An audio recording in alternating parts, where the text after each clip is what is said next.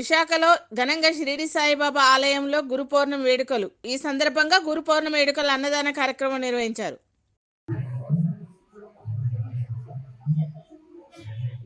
కాలువ పనులను పరిశీలించిన వనపర్తి ఎమ్మెల్యే మేఘారెడ్డి మున్సిపల్ అధికారులకు పలు సూచనలు చేశారు. విశాఖలో వైకాపా నుంచి టీడీపీ జీవీఎంసీ సమక్షంలో చేరిన 7 కార్పొరేటర్లు. భద్రాచలం వద్ద గోదావరి 48 అడుగుల నీటి మట్టం వరకు చేరింది. అధికారులు 2వ ప్రమాద హెచ్చరిక జారీ చేశారు. 317 జీవోపై రాష్ట్ర వైద్య ఆరోగ్య శాఖ మంత్రి దామోదర్ రాజనరసింహ అధ్యక్షతన కేబినెట్ సబ్ కమిటీ సమావేశం. పార్లమెంట్ బడ్జెట్ సమావేశంలో తెలంగాణకు నిధులు కేటాయించాలని డిమాండ్ చేసిన మంత్రి పొన్నం ప్రభాకర్. రాజకీయాలకు అతీతంగా కేంద్ర మంత్రి కిషన్ రెడ్డి నిధులు తీసుకురావాలి. ఏపీ శాసన మండలి సభ్యుడిగా పిడుగు హరిప్రసాద్ ప్రమాణ స్వీకారం. కార్యక్రమంలో పాల్గొన్న జనసేన నేతలు. పల్నాడు జిల్లా కలెక్టర్ సిసి జానిపాస లైంగిక వేధింపులకు పాల్పడుతున్నాడంటూ మహిళ ఆవేదన. మహిళా కలెక్టర్కి ఫిర్యాదు చేసిన బాధితురాలు. పెట్రోలియం సహజవాయువుల శాఖ మంత్రి హర్దీప్ సింగ్ను కలిసిన సీఎం రేవంత్ రెడ్డి. విశాఖలోని షిరిడి సాయిబాబా ఆలయంలో గురు పౌర్ణమి వేడుకలు ఘనంగా జరిగాయి. తెల్లవారుజాము నుండే భక్తులు స్వామివారిని దర్శించుకున్నారు. భక్తులతో ఆలయ ప్రాంగణం అంతా ఆధ్యాత్మిక శోభను సంతరించుకుంది. ఈ సందర్భంగా ఆలయ అధికారులు అన్నదాన కార్యక్రమం నిర్వహించారు. షిరిడి, కాశీ, హరిద్వారాల నుంచి తీసుకొచ్చిన విభూది కంకణాలను, పంచముఖ రుద్రాక్షలను భక్తులందరికీ ఉచితంగా పంపిణీ చేశామని ఆలయ చైర్మన్ నూకల శేషగిరిరావు తెలిపారు. సాయినాథాయ నమః. ఈరోజు గురు పౌర్ణమి సందర్భంగా ఆదివారం 27 తారీఖు గురు పౌర్ణమి సందర్భంగా ఇవాళ ఉదయం 6 గంటల నుంచి భక్తుల స్వహస్తాలతోటి పాలాభిషేకం నిర్వహించబడుతుంది. ఈ కార్యక్రమం ఇలాగ 1 గంట వరకు జరుగుతుందండి. ఏ భక్తుడికి ఇబ్బంది లేకుండా అన్ని సౌకర్యాలు ఏర్పాటు జరిగింది. అలాగే స్వామివారికి అభిషేకం చేసుకుని కిందకు వచ్చి ప్రతి ఒక్కరు అన్నప్రసాదం తీసుకోవాలని కోరుతున్నాం. ఇప్పుడే అన్నప్రసాదం మొదలు పెట్టడం జరిగింది. కార్మిక నాయకులు మహాదేవ అప్పారావు గారు ముఖ్య అతిథులుగా ఇచ్చేసి ఈ అన్నప్రసాదాన్ని స్టార్ట్ చేయడం జరిగింది. వారికి ప్రత్యేక ధన్యవాదాలు. వారి గుడికి ఎంత సేవ చేసి ఉన్నారు.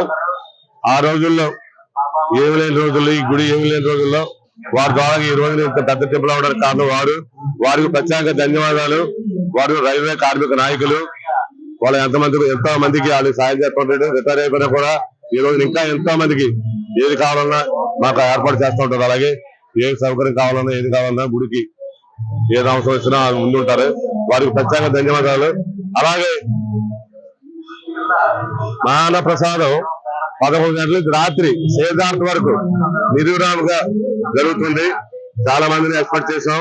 10,000 మంది అనుకుంటున్నాము. వాతావరణం కారణంగా ముందుగా మొదలు పెట్టాము. ప్రతి ఒక్కరు దర్శనం చేసుకుని బాబా ప్రసాదం తీసుకోవాలని కోరుతున్నాం.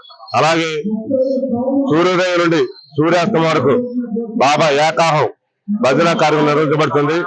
ఈ కార్యక్రమం జయప్రదం చేయగలుగుతున్నాం. అలాగే సాయంత్రం కడు రమ్యముగా బాజా భజంత్రులతోటి పలికి మహోత్సవం నిర్వహించబడుతుంది. ఈ కార్యక్రమంలో మహిళా భక్తులు కూడా పాల్గొని పలికిని ముగించని చెప్పేసి సమయంగా తెలియజేస్తున్నాము. అలాగే రాత్రి 9 గంటలకి సేజార్తి అనంతరం భక్తులకు తీర్థ ప్రసాదాలు వితరణ. ఓం శ్రీ సాయినాథాయ నమః. వనపర్తి జిల్లా కేంద్రంలో ఎమ్మెల్యే తూడి మేఘారెడ్డి 5వ వార్డులో బాలానగర్, ఇందిరానగర్ కాలనీలో గల ఎర్రకుంటను చుట్టుపక్కల ప్రాంతాన్ని సందర్శించారు. కుంటలోని నీటిని బయటికి వెళ్లడానికి జరుగుతున్న కాలువ పనులను పరిశీలించారు. ఈ సందర్భంగా మున్సిపల్ అధికారులకు పలు సూచనలు చేశారు. ఈ కార్యక్రమంలో 5వ ward Indira colony, Balanagar, Vaishyathanda, Gandhinagar colony వాసులు పాల్గొన్నారు.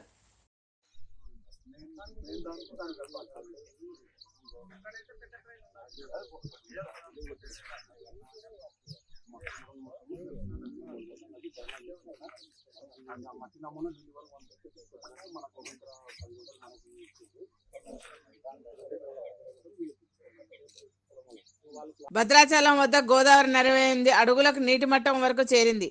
అధికారులు 2వ ప్రమాద హెచ్చరిక జారీ చేశారు. లోతట్టు ప్రాంతాలను అప్రమత్తం చేశారు. అధికారులు 53 అడుగులు చేరితే మూడో ప్రమాద హెచ్చరిక జారీ చేయనున్నారు.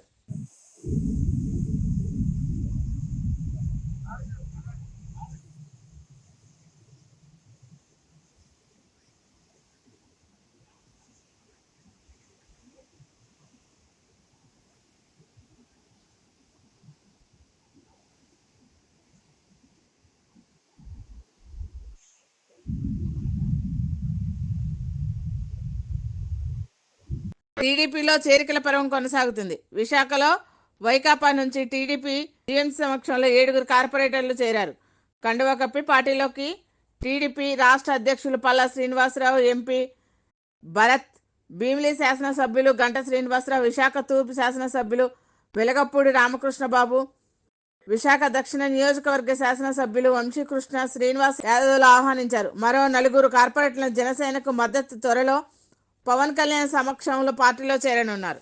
మన పేరు సంపాదించడానికి మన అనునిత్యం ప్రజలకు అందుబాటులో ఉండేటట్టుగా మనం ఉండాలని చెప్పి తెలియజేస్తాం. రేపు ఖచ్చితంగా చంద్రబాబు నాయుడు గారు, ఈ రాష్ట్ర ముఖ్యమంత్రి గారు అయినటువంటి చంద్రబాబు నాయుడు గారు, అలాగే తెలుగుదేశం పార్టీ జాతీయ అధ్యక్షుడైనటువంటి చంద్రబాబు నాయుడు గారికి అనునిత్యం ప్రజల కోసం తప్పించే వ్యక్తి.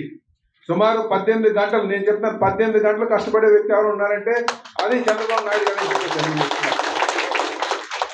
అలాగే యువ నాయకత్వం ఉంది మనకి లోకేష్ బాబు ద్వారా. అనునిత్యం ఎప్పుడు ఇన్నోవేటివ్ ఐడియాస్ తీసుకొచ్చి మనం ఏ విధంగా ముందుకు వెళ్దామని ఆలోచిస్తూ వెళ్తున్నటువంటి వ్యక్తి కనుక రేపు జీవీఎంసీని ఆర్థికంగా బలోపేతం చేసి దాని నుంచి నిధులు మళ్ళీ మన ప్రాంతానికి తీసుకొచ్చి మనం అభివృద్ధి చేసుకునే విధంగా ముందుకు వెళ్దామని చెప్పి ఈ సందర్భంగా తెలియజేస్తున్నాను. అలాగే నేను పవన్ కళ్యాణ్ గారి కోసం సందర్భంగా చెప్పాలి, వారికి కూడా ఎన్నో ఆర్థికంగా ఉన్నటువంటి మార్గాలు ఎన్నో ఉన్నాయి. వాళ్ళు యాక్షన్ చేసుకున్నా బోల్డ్ డబ్బులు వస్తాయి.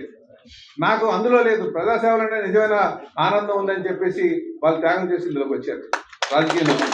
ఇది మనం గమనించాల్సినటువంటి విషయం. అందుకే రాజకీయ నాయకులు మనం త్యాగం చేస్తేనే మనకు మంచి పేరు వస్తుంది, మన ప్రాంతం అభివృద్ధి చేసుకోవడానికి ఆస్కారం ఉంటుందని చెప్పి ఈ సందర్భంగా మీకు తెలియజేస్తూ ఖచ్చితంగా మిమ్మల్ని అందరినీ స్వాగతం పలుకుతూ, అలాగే మారు ఈ వేదిక మీద నుంచి ఎవరైతే వార్డు లెవెల్లో ఉన్నటువంటి నాయకత్వం ఉందో, అరే వీళ్ళు వచ్చారు మా భవిష్యత్తు ఏమవుతుందనో మీమాంసలో ఉన్నటువంటి 317 జీవోపై రాష్ట్ర వైద్య ఆరోగ్య శాఖ మంత్రి దామోదర్ రాజనరసింహ అధ్యక్షన కేబినెట్ సమావేశం జరిగింది.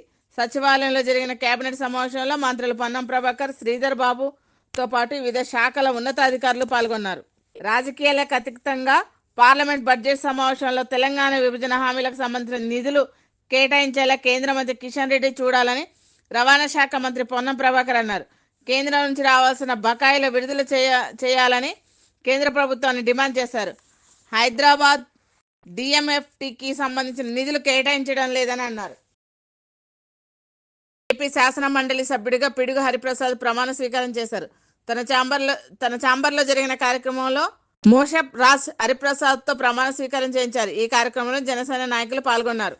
పిడుగు హరిప్రసాద్ అనే నేను ఆంధ్రప్రదేశ్ శాసన పరిషత్తు సభ్యునిగా ఎన్నికైనందున శాసనం ద్వారా నిర్మితమైన భారత రాజ్యాంగం పట్ల నిజమైన విశ్వాసం, విధేయత చూపుతానని, భారతదేశ సార్వభౌమాధికారాన్ని, సమగ్రతను కాపాడుతానని, నేను స్వీకరించబోయే కర్తవ్యాన్ని శ్రద్ధాశక్తులతో నిర్వహిస్తానని దైవసాక్షిగా ప్రమాణం చేస్తున్నాను.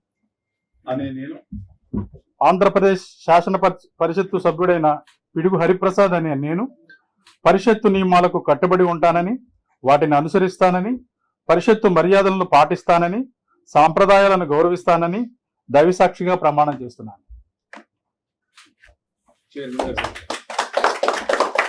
పల్నాడు జిల్లా కలెక్టర్ సిసి జానీపాషా లైంగిక వేధింపులకు పాల్పడుతున్నాడని కాంట్రాక్టర్ ఉద్యోగి కలెక్టర్కి ఫిర్యాదు చేశారు. కలెక్టర్ బంగ్లాలో కాంట్రాక్ట్ బేసిక్ మీద ఉద్యోగం చేస్తున్న తనని లైంగికంగా వేధించాడని, తనకు సహకరించినందుకు ఉద్యోగం నుండి తీసివేశాడని ఆమె ఆవేదన వ్యక్తం చేశారు. లైంగికంగా వేధించిన జానీ భాషని తన మీద చర్య తీసుకొని మాకు న్యాయం జరిగేటట్టుగా చేయాలని, మా పనులు మాకు ఎప్పటాలే, మా జాబులు మాకు రావాలని చెప్పేసి తననే కలెక్టర్ సార్నే వేడుకుంటున్నాం. పెట్రోలియం సహజ వాయువుల శాఖ మంత్రి హర్దీప్ సింగ్ పూరిని సీఎం రేవంత్ రెడ్డి కలిశారు. తెలంగాణలో 500 రూపాయలకే గ్యాస్ సిలిండర్ సరఫరా చేస్తున్న విషయాన్ని కేంద్ర మంత్రి దృష్టికి సీఎం రేవంత్ రెడ్డి తీసుకెళ్లారు. హర్దీప్ సింగ్ ని కలిసిన వారిలో డిప్యూటీ సీఎం బట్టి విక్రమార్క, మంత్రి ఉత్తమ్ కుమార్ రెడ్డి ఉన్నారు. Sneha TV, please like, share and subscribe Sneha TV.